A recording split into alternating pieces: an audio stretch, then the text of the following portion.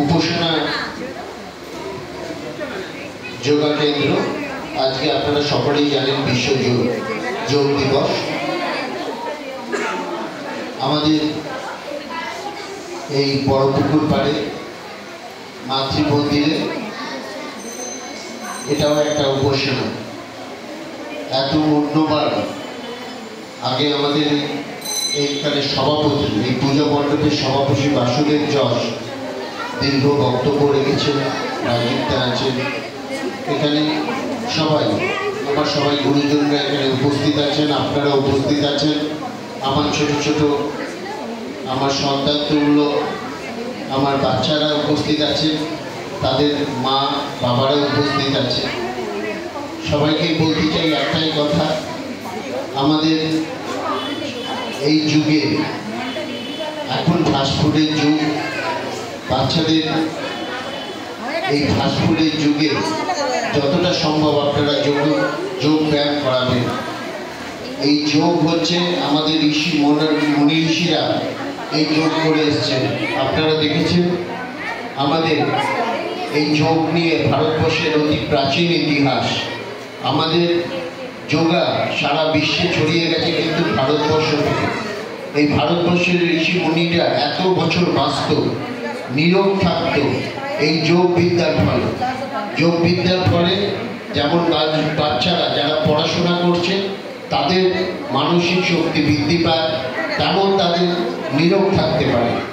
আপনারা যেমন পড়াশোনা করছেন, বাচ্চাদের খাওয়া দাওয়া দিয়ে নজর রাখবেন এবং নির্দিষ্ট সময় শরীরকে, এখন সবাই আমরা একটা ছোট ছোট ফ্যামিলি হয়ে গেছি। আগে আমরা একসাথে, আমারও যেমন 5 ভাই বোন আমরা মানুষ হতাম, কিন্তু এখন বাচ্চারা, ছোট ছোট বাচ্চারা, এক একটা বাড়িতে একটা বাচ্চা, তারা একটা ফ্ল্যাটে থাকে, 500 square feet, 600 square feet, 700 square feet ফ্ল্যাটে বন্দি থাকে। তাদের একটাই কাজ হচ্ছে মোবাইলটা নিয়ে তারা সারাক্ষণ মোবাইল দেখলে বাবা মা ভাবছে বাচ্চারাতে মোবাইলটা দিয়ে দিচ্ছে, তাহলে বাচ্চাটা শান্ত আছে, চুপচাপ আছে। কিন্তু আপনি আপনার বাচ্চাটার ব্যাপকভাবে ক্ষতি করছেন।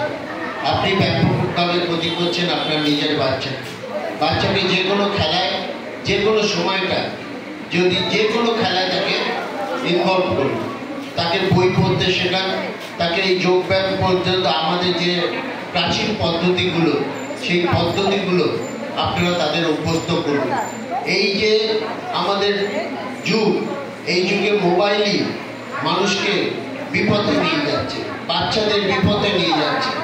আজকে তার চোখ নষ্ট হচ্ছে, সে বিভিন্ন রকম জিনিস সে বাচ্চাদের মনে ঢুকে যাচ্ছে। আস্তে আস্তে তারা কুড়ে হয়ে যাচ্ছে, ঘরের মধ্যে থাকছে, তাদের বিভিন্ন রকম রোগ দেখা দিচ্ছে। ছোট ছোট বাচ্চাদের এখন দেখছি সবচেয়ে বেশি রোগ হয়। সেই জন্য দেখবেন আমরা স্বামী বিবেকানন্দ যে স্পোর্টস একাডেমি আছে, সেখানে আপনি দেখবেন আমি ব্যবস্থা করেছি। সেখানে দেখবেন ক্যারাটে শিক্ষা হচ্ছে, ক্রিকেট, ফুটবল, অ্যাথলেটিক্স, সমস্ত 250 থেকে 300 বাচ্চা সেখানে ডেলি প্র্যাকটিস করে। এখানে যেমন যোগ ব্যায়াম করছে এত বাচ্চারা, সবার চেয়ে সেরা হচ্ছে অ্যাথলেটিক্স আর যোগ। এটা যদি কোনো বাচ্চা নিয়মিত করতে পারে, তার দেখবেন পড়াশোনাও ভালো হবে, তার শরীর স্বাস্থ্য ভালো থাকবে, সে সব দিক দিয়ে আগে যাবে। আমি বলবো বাবা মাদের একটা বিশাল, বাচ্চা মানুষ হওয়ার ক্ষেত্রে একটা বড় একটা রোল আছে বাবা মার। তারপর হচ্ছে যিনি তার শিক্ষণীয়, যিনি গুরু, এখানে যিনি শেখাচ্ছেন তার কথা শুনতে হবে। যেমন গার্জেনদের কথা শুনতে হবে বাবা মা, তেমন পরের স্থান হবে যিনি যোগা শিক্ষা গুরু মা, এখানে তার স্থান। সেজন্য আপনাদের সবাইকে বলবো যে বাচ্চাদের একটা ডিসিপ্লিনটা শেখাবেন, বাচ্চাদের একটা সভ্যতাটা শেখাবেন, বাচ্চাদের একটা কাকে এমন করে সম্মান দিতে হয় সেটা শেখাবেন। তাহলেই দেখবেন আগামী দিন আপনি ভালো থাকবেন। এখন এত বাড়িতে বাড়িতে প্রবলেম, আমার কাছে তো 1000 একটা প্রবলেম আছে।